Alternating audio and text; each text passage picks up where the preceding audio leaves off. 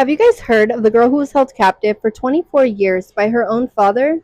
This is the story of Elizabeth Fritzl.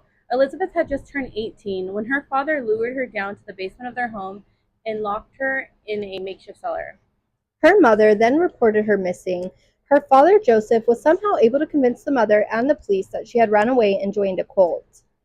Sometime later, Joseph forced Elizabeth to write a letter stating that she had ran away to live with friends and to not come looking for her or she would flee the country. Over the next 24 years, Elizabeth endured torture and she was essayed. She was also forced to have 7 of Joseph's children, one of which died shortly after birth.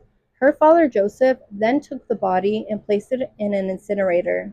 Joseph also took 3 of Elizabeth's youngest children, one by one, and took them to live upstairs. He placed each of them in a box along with a note from Elizabeth, stating that these are her children and she can no longer take care of them.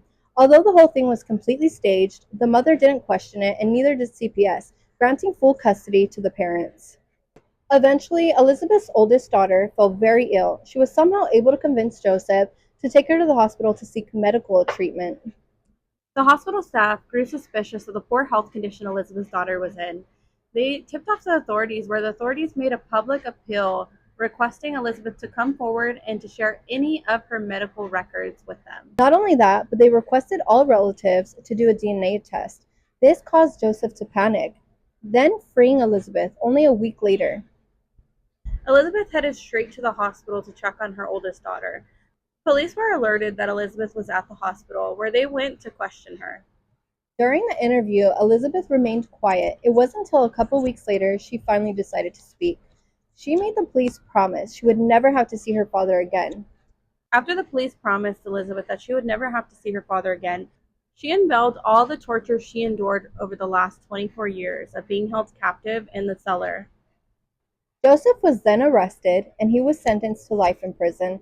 However, he's eligible for parole this year, 2024. How crazy is this story? Yeah, that's really sad. 24 years. That's most of her life. And it was also reported that her mother had no idea this went on. Elizabeth said that she didn't buy it. Yeah, I read that. I mean, that's just crazy. 24 years go by and you don't think to check the basement of your own home? It was said that the mother also endured abuse from Joseph, So she probably didn't so want to she was question scared him. of him to question him, and Mhm. she was also scared to go down it into the cellar. It was said that she tried to access it once, and Joseph beat her. Oh wow, I didn't hear that part. Not only that, I also read that they rented out the bottom of their house Oh, that's right. to over 100 renters over the course of 24 years. One guy mentioned that he lived there for 4 years and he did have a dog, and he said his dog was constantly barking at the floor. And he said there was something off about it, but they never questioned it.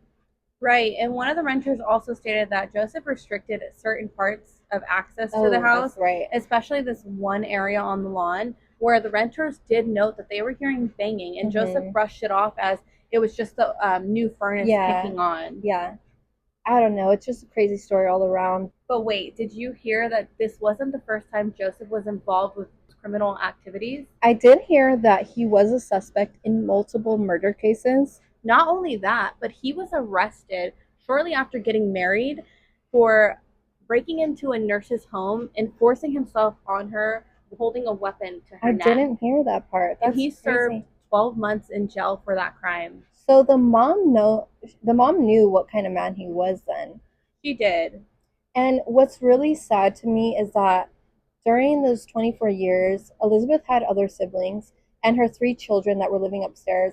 It was said that they took family vacations, they celebrated holidays, all while Elizabeth and her other 3 children were down there suffering. That's really sad.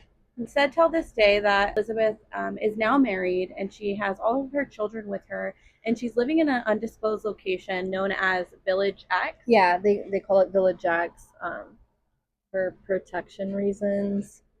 But it's just a sad story all around. But at least, she was able to get therapy. I did read that. And hopefully she's doing well. Let us know what you guys think in the comments below.